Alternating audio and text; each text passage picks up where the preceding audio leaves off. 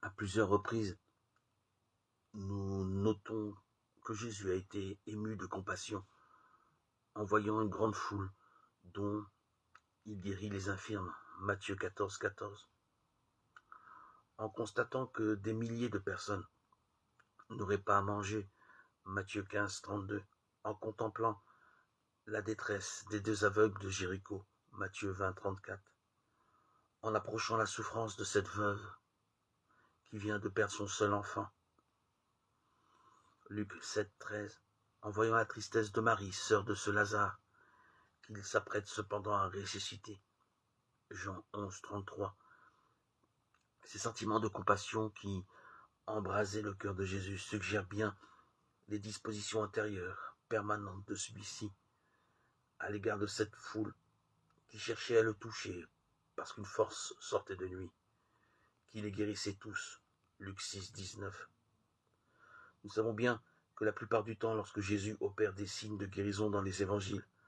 la foi est importante, celle du malade ou celle de ceux qui le lui présentent.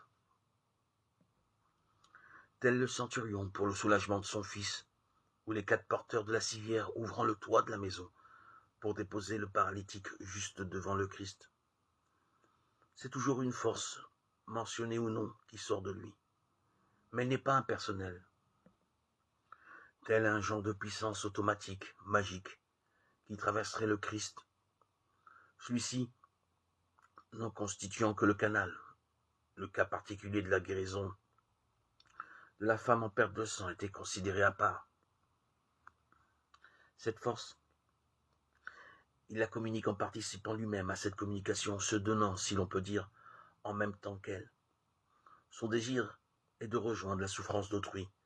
et pas seulement dans un sens de guérison ou de miracle, mais aussi dans un but de réconciliation ou d'appel.